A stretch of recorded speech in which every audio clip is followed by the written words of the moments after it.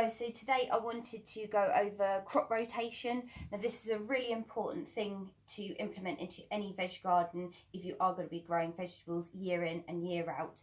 This will help against pest and disease build-ups within the soil, which unfortunately as soon as you get problems, they are really difficult to eradicate. So as soon as you can get a crop rotation in place, then everything should be hunky-dory and we'll be growing absolutely fantastic vegetables with minimal problems. So here we go. Right, I'm going to try and keep this as simple as possible because it can, I think, get a little bit complicated. And I remember when I was trying to learn it, it sort of blew my mind and I didn't really quite understand it. So I'm going to do a 4-bed crop rotation. I understand you guys might not have that amount of space. You can do a 3-bed crop rotation.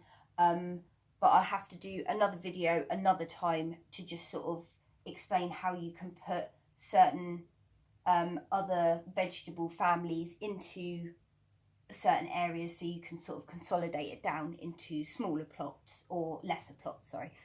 But we're just going to stick to the 4-bed crop rotation because it's quite simple and I don't want to confuse the hell out of you guys. So here we go. So I've got my 4 beds on my whiteboard.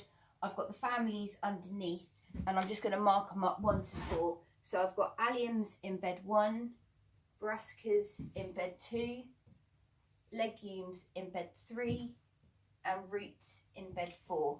So how it works is your alliums are your onions, leeks and shallots. Your brassicas are your kales, cabbages, cauliflowers. Legumes are your asparagus peas, your broad beans, your French beans, your runner beans, and your roots are beetroot, turnips, carrots, parsnips, and anything that sort of grows under the ground can go into your root section. Now, we're in 2018, so if you can divide your beds up somehow and then you're able to plant exactly how these are, so alliums, brassicas, legumes and roots, then what you want to do, so everything just sits there nicely as it is for the next year, and then come this time next year, 2019, that is when everything will start shuffling around. So what you want to do is your roots want to follow your alliums. So 2019, this year, you will be moving your roots from bed 4 all the way over to bed 1. And then obviously your alliums want to follow your brassicas. So you move your alliums into bed 2. Your brassicas want to follow your legumes, so 2 to 3. And your legumes want to follow your roots, so 3 to 4. So obviously this will be your crop rotation for 2019, which seems like a long way away. And why the hell are we thinking about that now when it's the beginning of 2018? But this is all really important stuff. So obviously this is a 4-year crop rotation. That leaves enough time so when your alliums are in bed 1, it will be 4 years until they're back in there. So if there is any build-up of pest and disease, it doesn't become a problem because that crop won't be back into that bed until 4 years' time. And this is the theory to everything. And like I say, the stop of the build-up of pest and disease and problems that you will get if you just grow one crop in exactly the same place year in and year out. You will get away with it for a few years, but after a certain amount of time, you will find that there'll be things that start to change and your vegetables don't look so good. So this method of crop rotation is absolutely brilliant. So I hope that has helped you guys and it hasn't been too confusing. There is a little bit more in-depth detail that I could go into about why certain crops are in front or behind each other, but I really don't want to confuse you too much.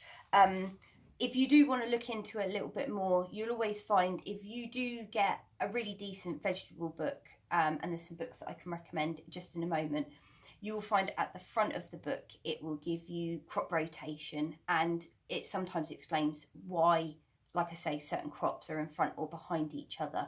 So you can look that up, but I don't want to confuse everybody. So if we just stick to our nice and simple crop rotation, we will have happy plants.